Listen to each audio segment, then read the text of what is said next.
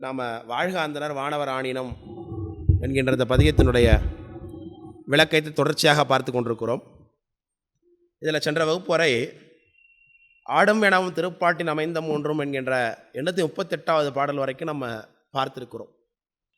இந்த 838வது பாடல் எந்த பாடலுக்குரிய விளக்கம் என்றால் வாழ்காந்தன தேவாரத்திலே 6வது பாடல். ஆடும் எனவும் அருங்கூற்றம் உதைத்து வேதம் பாடும் எனவும் புகழல்லது பாவம் நீங்க கேடும் பிறப்பு மறுக்கும் என கேட்டீராயில் நாடும் திறத்தார்க்கு அருளல்லது நாட்டலாமே என்பது பாடல். இந்த பாடலில் என்ன விளக்கம் சொல்லியிருக்கிறாருன்னா 3 செய்கை இறைவனுடைய செய்கை சொல்லப்பட்டிருக்கிறது.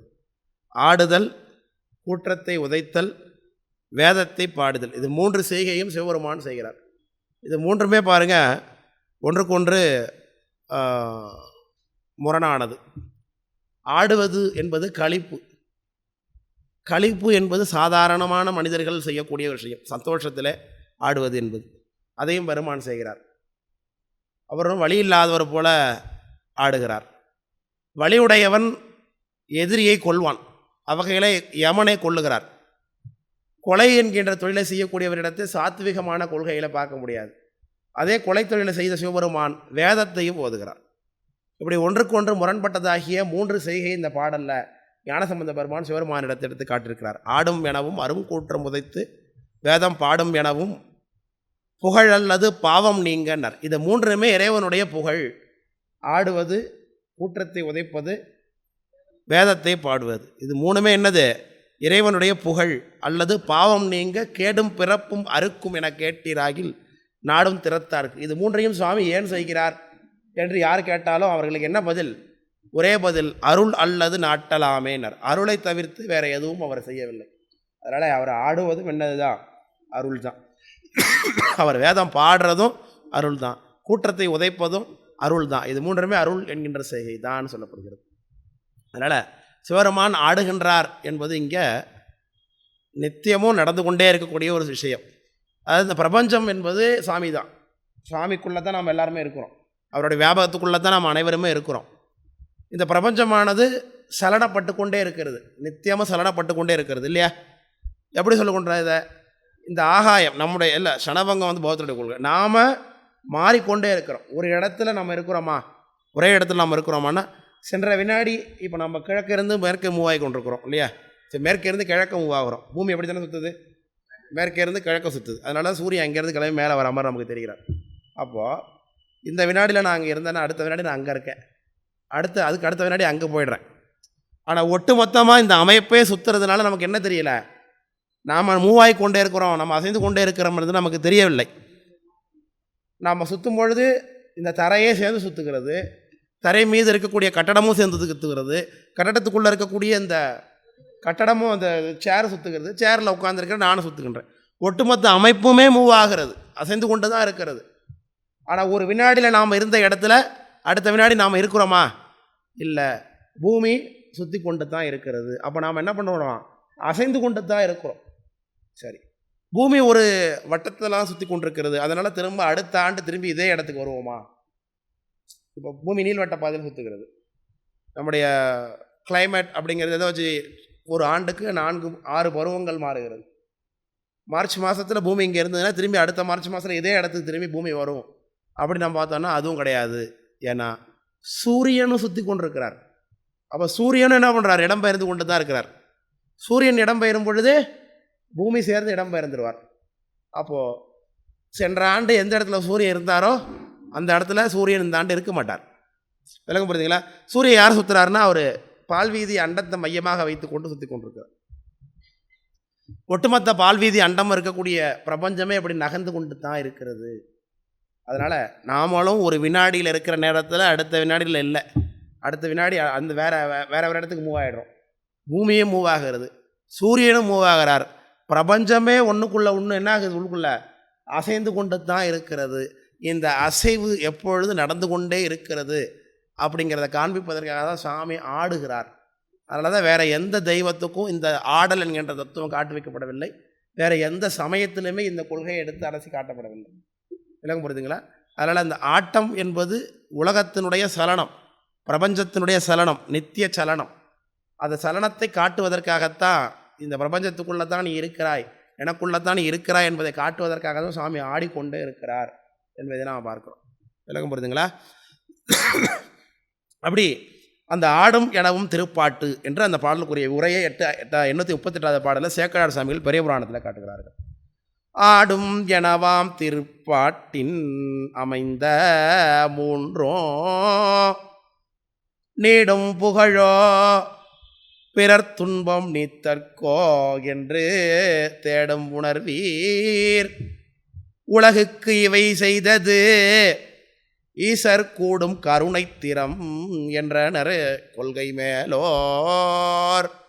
அதனால் இந்த 3 செய்கையுமே மூன்றும் நீடும் புகழோன்னர். புகழோ அல்லது பிறர் துன்பம் நீத்தற்கோ, அடுத்தவருக்காக செய்த காரியமா அல்லது அவருடைய புகழுக்காக செய்கிறாரா என்று கேட்டால் தேடும் உணர்வீர்.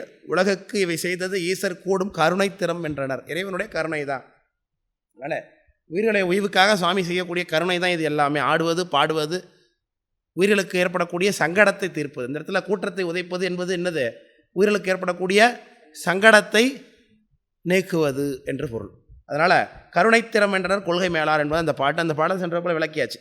இப்போ பார்க்க வேண்டிய பாடல் அடுத்த பாடலாகிய கடிசேர்ந்த எனும் திருப்பாட்டுனர்.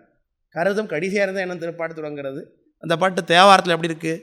கடி சேர்ந்த போது மலரான கை கொண்டு நல்ல படி சேர்ந்த பால் கொண்டங்காட்டிட தாதை பண்டு முடிமேற் புடி சேர்ந்த காலை அறவெட்டிட முக்கண் மூர்த்தி அடி சேர்ந்த வண்ணம் அறிவார் சொல கேட்டுமன்று. இந்த பாட்டை சென்ற வகுப்பு நடத்தினேன்னு நினைக்கிறேன்.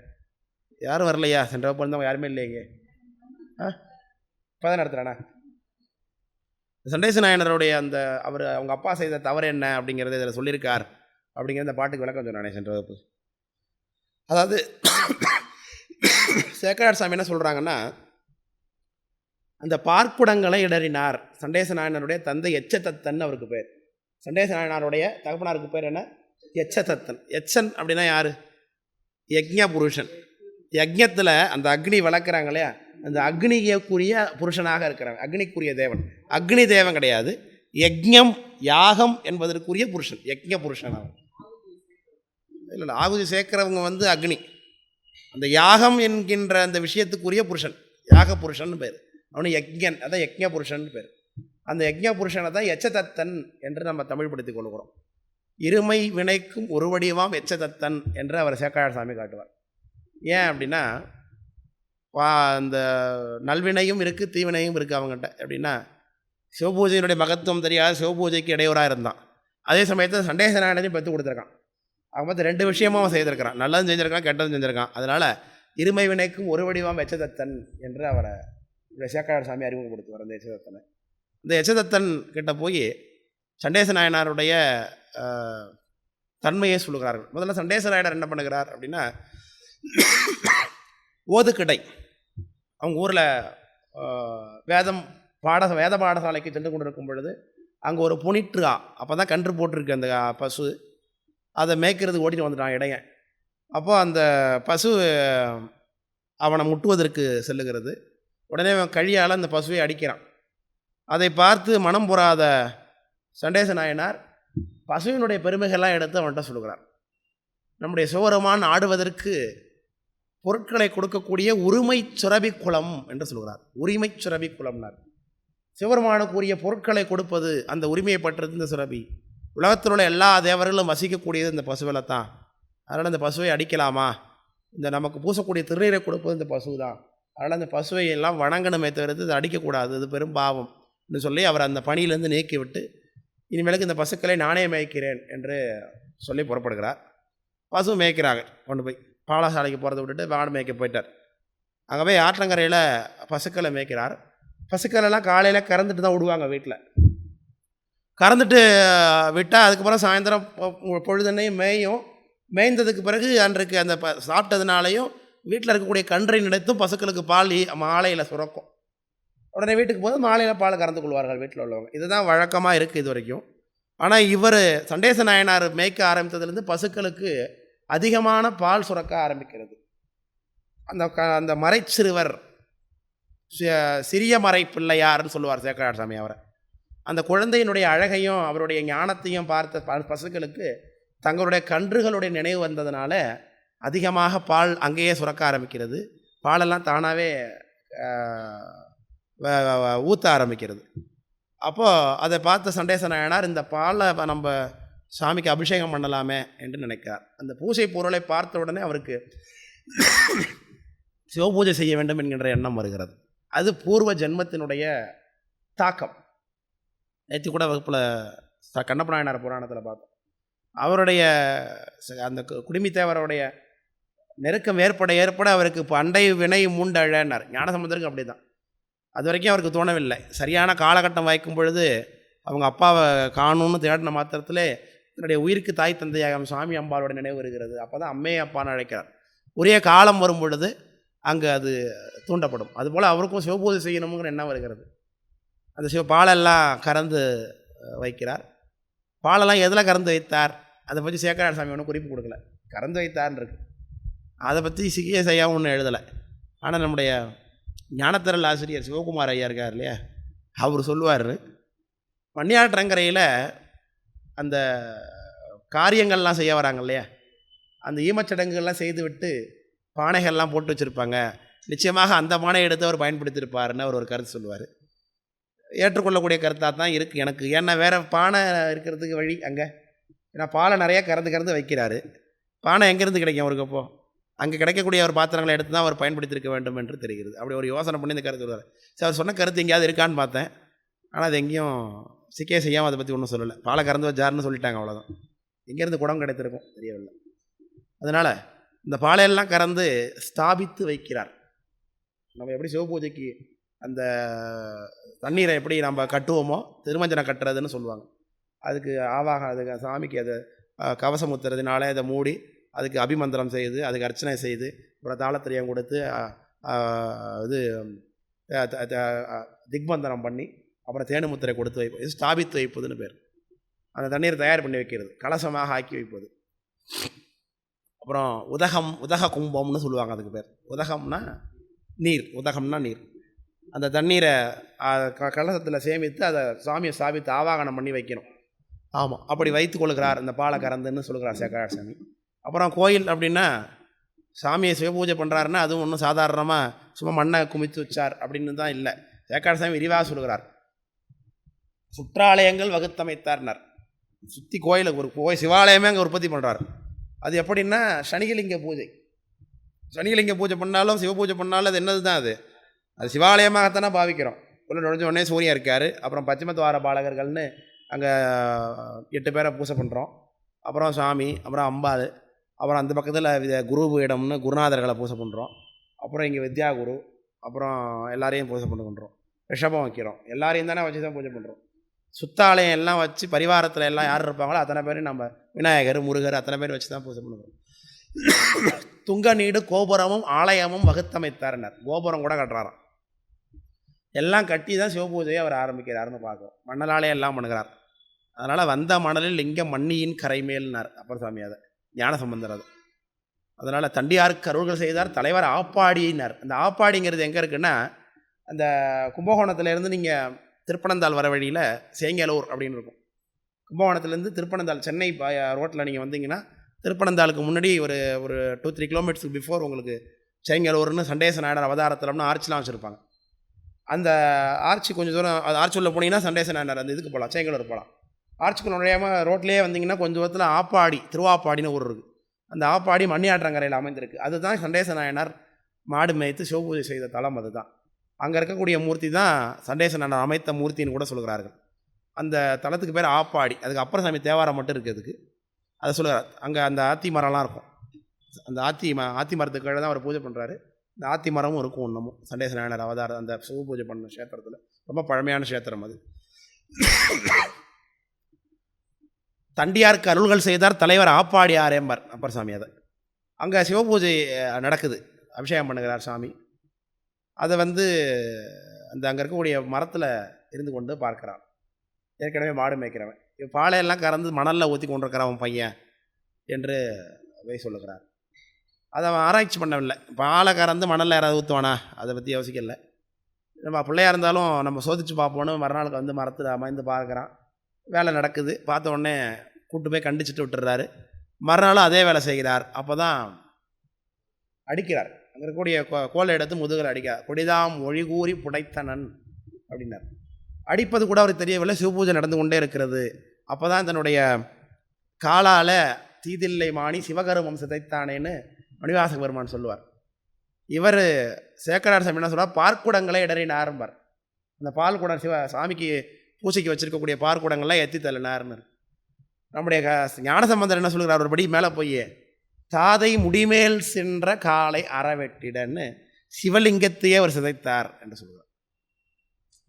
அதனால் அந்த தழைத்ததோர் ஆத்தியின் கீழ் தாவர மணலால் கூப்பி அழைத்து அங்கே ஆவின் பாலை கறந்து கொண்டு ஆட்டக்கண்டி பிழைத்ததன் தாதை தாளை பெருங்கொடு மழுவாள் வீச அன்னார். அங்கே இருக்கக்கூடிய ஒரு அடித்து கீழே போட்ட அந்த கோலையை எடுத்து இப்படி வீசுகிறார். அதுவே சென்று மழுவாகி காலை வெட்டுகிறதுன்னு பார்க்குறோம். அப்போது காலை வெட்டின மாத்திரத்தில் கீழே விழுகிறார், அவருடைய உயிர் போகிறது. உடனே சிவருமான் வருகிறாருங்க. சிவருமான் வந்து என் பொருட்டு ஈன்ற தாதை தாளை எறிந்தாய், இனி உமக்கு அடுத்த தாதை நாம்னு சொல்லி சாமி தன்னுடைய முதுகில் தடவி கொடுக்குறார். ஆகத்து அடவிய ஆகத்தடவியன்னு வரும்.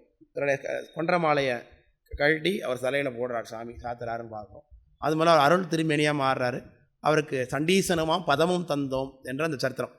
அந்த சரித்திரம் என்ன சொல்லப்படுகிறது அப்படின்னா, சிவபூஜையை விட உயர்வான தவம் வேறு ஒன்றும் கிடையாது. சிவபெருமானுக்கு ஒரு பொருளை அர்ப்பணம் செய்கின்றோம்னா அதை விட வேறு விஷயம் கிடையாது.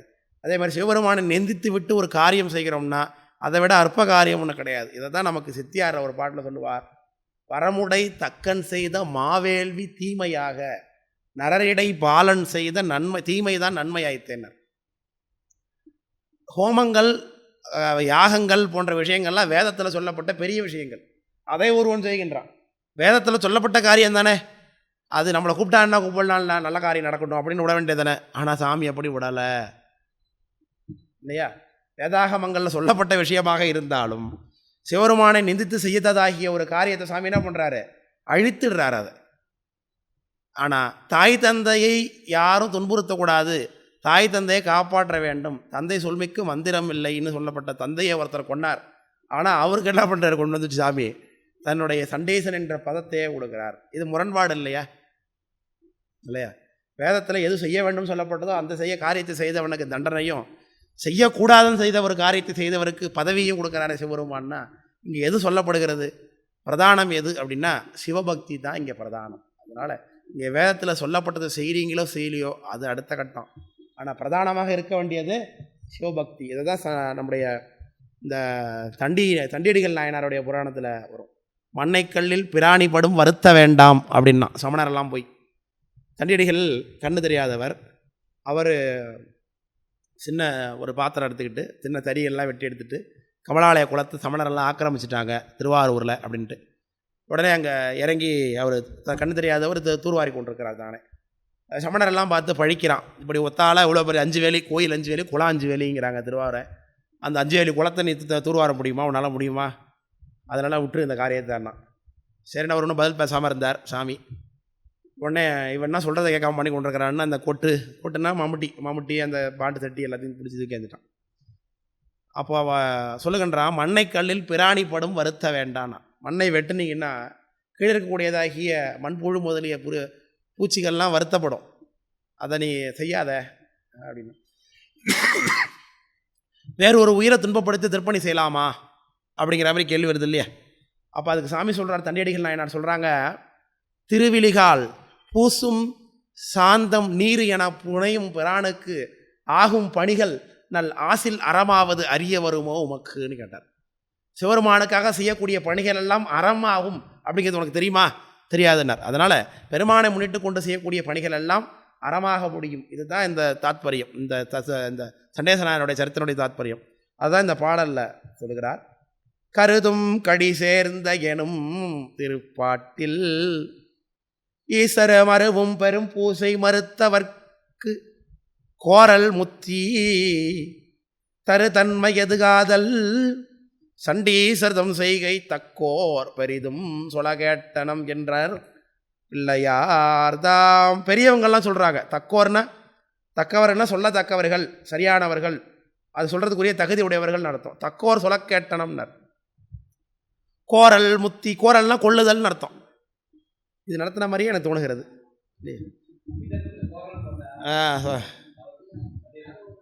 வேறு வகுப்பில் சொல்லியிருக்கணும்.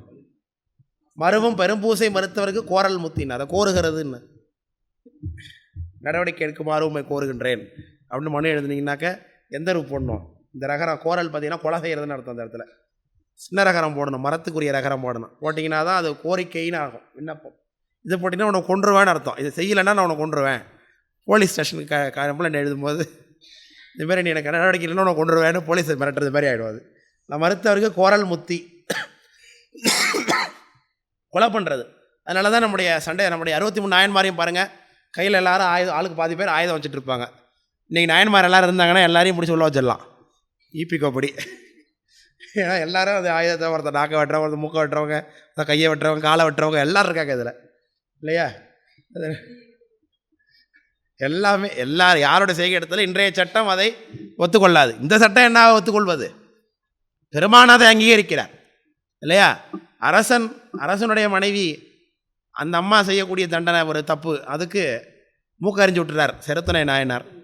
ராஜா அண்டரும் அரிதற்கு செய்வதற்கு அறிய இந்த விஷயத்தை செய்தது யாருன்னு கேட்குறார். காடவர் கோன், சுந்தரமூர்த்தி சாமியோடைய காலகட்டம் அது. காடவர் கோன் அப்படின்னார். அந்த சுந்தரர் இதில் பாடுறார் இல்லையா, தில்லை தேவாரத்தில், உரிமையார் பல்லவர்க்கும் திரைகொடா மன்னவனே மறுக்கும் செய்யுங்கிறார்.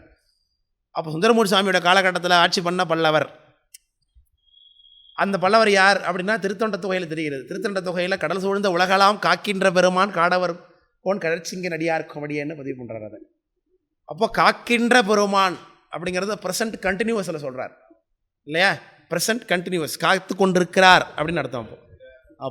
அப்போ அந்த சுந்தரமூர்த்தி சாமியோட காலகட்டத்தில் ஆட்சி பண்ண ராஜா யாருன்னு தெரிகிறது? காடவர்கோன் கடற்சிங்கன்னு தெரிகிறது. அந்த கடற்சிங்கன் அவர் தான் கடற்சிங்க நாயனார். அவருடைய மனைவி தான் சங்காதேவின்னு பேர், அவங்க பேர் சங்காதேவி. இந்த சங்காதேவிங்கிறவங்க ராஷ்டிரகூட மன்னருடைய ஒரு இளவரசி. அவங்க சமண பெண். அவங்க சிவபூஜையினுடைய பெருமை ஒன்றும் தெரியல, சிவதரிசனத்துடைய பெருமை தெரியவில்லை. அதனால தான் ராஜா உள்ள சாமி தரிசனம் பண்ணி கொண்டு இருக்கும்போது இவங்க வெளில வந்துடுறாங்க. பூ எடுத்து பார்த்தாங்க, உடனே மூக்க அரைஞ்சிட்டார். உடனே மூக்க அரைஞ்சிட்டா இப்படிப்பட்ட காரியத்தை செஞ்சது யாருன்னா நான் தான் பண்ணேன்னார். ஏன்னா சாமியோட பூ எடுத்து பார்த்தாங்க. அப்போ எடுத்த கையெல்லாம் முதல்ல வெட்டணும்னு கையை வெட்டினார். இவர் எடுத்த கையை மனைவி கையை வெட்டினார். இன்றைக்கு மனைவி நம்ம கணவனுக்கு உரிமையான பொருள் தானே அப்படின்னு சொல்லிட்டு ஒரு காலத்தில் மனைவி அடிக்கிறதெல்லாம் கூட வச்சுருந்தாங்க. அதெல்லாம் இன்றைக்கு செய்யக்கூடாது. உடனே போலீஸ் டொமஸ்டிக் வயலன்ஸ் அப்படின்னு வச்சுருக்காங்க அன்றைக்கி. அதை இல்லையா? இன்றைக்கு இவங்க என்ன பண்ணியிருக்காங்க பாருங்கள். இதே மாதிரி இன்னொரு நாயனார், கலிக்கம்ப நாயனார்னு, அவர் என்ன பண்ணுறார், முன்னாடி அவங்க வீட்டில் வேலை செஞ்சுட்டு இருந்தார் ஒருத்தர். அவர் வேலையை விட்டு போயிட்டார், ஏதோ காரணத்தினால வேலையை விட்டு போயிட்டார். வேலையை விட்டு போய் அவர் அடியார் ஆகிட்டார். ஏதாவது சமய தீட்சை எடுத்திருப்பார், திராட்சம் தரித்துட்டு இருக்கிறார். திரும்பி அவங்க வீட்டில் விசேஷம் ஒன்று ஏதோ வச்சுருக்கார், சாமி ஆயசர பூஜை வச்சுருக்கார் கலிக்கம்ப நாயனார். அடியார்கள்லாம் பாத பூஜை நடக்குது. அம்மா நாயனாருடைய வீட்டுக்கார அம்மா தண்ணி ஊற்றிட்டு இருக்கிறாங்க, பாத பூஜை நடக்குது. அந்த இடத்துல ரொம்ப துல்லியமாக சொல்லுவார் சேக்கராட் சாமி. அந்த அம்மையார் மீது எந்த தப்பும் இல்லாத மாதிரி காட்டுவார் சேக்கராட் சாமி. இன்னும் இவர் தான் வேணுங்கன்னு வெட்டினா மாரி காட்டுவார் சேகர். ஏன்னா அவங்க என்ன சொல்லுவார், தண்ணீரை ஊற்றி கொண்டிருக்கும்போது இந்த அம்மா அப்படி நிமிர்ந்து பார்த்தாங்க. பார்க்கும் பொழுது அந்த தண்ணி தானாக நின்றுதாமா. ஐ மீன் கவனம் சிதறல். அது இவங்க பர்பஸாக நம்ம வீட்டு வேலைக்காரராச்சே, இவர் முன்னாடி நம்மகிட்ட வேலை செஞ்சவராச்சே, அதனால் தண்ணீர் ஊற்ற வேணாம், இவருக்காக காலையை நம்ம போய் கழுவுறது அப்படின்னு இவங்க நினச்சாருன்னு சேக்கராட் சாமி சொல்ல மாட்டார். அதை தண்ணி ஊற்றுறது அப்படியே கொஞ்சமாக அப்படியே நின்றுச்சு, தாரை நின்றுது. உடனே இப்படி நிமிர்ந்து பார்த்தாரு. ஓ, இவர் நம்ம வீட்டில் வேலைக்காரன்னு நினச்சி இவர் காலில் தண்ணி ஊற்ற மாட்டாரா போல் இருக்குன்னு அந்த சிவபூஜைக்கு உரிய அந்த பூஜை பொருள் வீணாக போயிடக்கூடாது, என்ன பண்ணாராம், அந்த கலசத்தை வாங்கிட்டாரான் கையில். அவங்க வச்சுருந்தாங்களே குடம், தண்ணி குடம், அதை வாங்கி கீழே வச்சுட்டு கத்தி எடுத்து 2 கை வெட்டிட்டார். உடனே இந்த கை நம்மளுக்கு உனக்கு இருக்க வேணாம், சிவபூஜைக்கு தண்ணி வார்க்காத இந்த கை உனக்கு நம்மளுக்கு இருக்க வேணாம் அப்படின்னு கையை பிடிச்சி வெட்டிட்டார். ஏன்னா பார்ப்பதுக்கு என்ன இதெல்லாம் சிவபூ, இன்னும் இதெல்லாம் பக்தியா, இப்படிலாம் செய்யலாமா, இன்னும் விமர்சனத்துக்கு உட்படுவது போல் இருக்கிறது இதெல்லாம் பார்ப்பது இல்லையா? ஒருத்தர் மனைவியை கொடுத்துட்றார், ஒருத்தர் குழந்தைய கொடுத்துட்றார், இல்லையா? ஒருத்தர் நாக்க வாட்டுறார், ஒருத்தர் சத்திநாயனார்னு ஒருத்தர். யாராவது ஒருத்தங்க அபசாரமாக பேசுனாங்கன்னா கையிலே வச்சுருப்பார் கொரடு, நாக்கை இழுத்து வச்சு அறுத்துருவார். அவ்வளோதான், நாக்கை இழுத்து வச்சு அறுத்துருவாங்கிறோம்ல, அது எல்லாமே நம்மக்கிட்ட தான் இருக்குது, நம்ம ஆட்கள்கிட்ட தான், இல்லையா? நாக்கை அறுக்கிறது, மூக்கை அறுக்கிறது. இன்னொருத்தர் திருவரையாக்களி அப்படின்னார் கோட்புலி நாயனார்னு. இப்போ நான் உங்களுக்கெல்லாம் தனியாக மளிகை ஜாமான் வாங்கி வச்சுட்டேன், இது சிவருமானுக்குள்ள தலையைக்கு உள்ள பொருட்கள் இதெல்லாம் அப்படின்னு சாமிக்கு தனித்தனியாக, குடும்பத்துக்கு தனியாக நெல் வச்சுட்டு போகிறாரு, சாமிக்கு தனியாக நெல் வைக்கிறார். திருவரையாக்களி இது யாரும் எடுக்கக்கூடாது, பஞ்சகாலம் வந்தது சாப்பிட்டாங்க எடுத்து வந்தால் வாங்கி கொடுத்துடலான்னு. உடனே வந்து பார்த்தார், சாமியோடைய பொருள்லாம் சாப்பிட்டீங்களான்னு சொல்லி அந்த சாப்பிட்ட அத்தனை பேரையும் ஒரு வீட்டு உள்ள விட்டு வெட்டுறார், ஒருத்தரால் வெட்டுறார். அம்மா, அப்பா, மனைவிகள், குழந்தைகள், மச்சான், மாமா அத்தனை பேரையும் வெட்டுறார். கடைசியில் ஒரு கை குழந்தை அதையும் வெட்டணுமா, அது சாப்பிட்லேனா, அந்த பாலை குடிச்சது இல்லையா, அந்த சாமிக்கு உள்ள நெல்லை தின்னவருடைய பாலை குடிச்சது இல்லையா, அதுவும் கொள்ளத்தக்கதானே அதே வெட்டுறார். நம்ம பார்க்குறோம். இது மட்டுமா, தன்னைத்தானே மயத்து கொள்ளுகிறவர்கள் எத்தனை பேரை பார்க்குறோம். அதனால் அப்படி எல்லாமே இன்றைக்கு இருக்கக்கூடிய நடைமுறை சட்டத்துக்கு ஒவ்வாததாகத்தான் இருக்குது நாயன்மார்களுடைய காரியங்கள் எல்லாமே. ஆனால் அவர்களெல்லாம் நாயன்மார்கள் என்ற பட்டத்தில் இருக்கிற காரணம், இருக்க வேண்டியது எல்லாமே சிவபக்தி. எல்லாத்துலேயும் பிரதானப்படுவது என்ன, சிவபக்தி தான் அங்கே பிரதானப்பட வேண்டும். அதை சாமி பார்த்துப்பார். அதனால் சிவபக்தி தான் பிரதானம், அதனால் சிவபக்தி வைத்துக்கொண்டு நான் எதை வேணாலும் செய்வேன் அப்படின்னு பெயரிடக்கூடாது. இதெல்லாம் எடுத்துக்கிட்டு நம்ம இப்போ இல்லையா, இவர்களுடைய காரியத்தை அங்கீகாரம் பண்ண வேண்டியது யார், சாமி தான் பண்ணுவார். அதனால் நாயன்மார் மாரி நானும் இன்றைக்கி கழுத்தறக்கிறேன், மூக்கறக்கிறேன், நாக்கறக்கிறேன், ஆளுக்கு கையில் ஒரு கத்தி எடுத்து அலைய முடியாது இன்றைக்கி இல்லையா.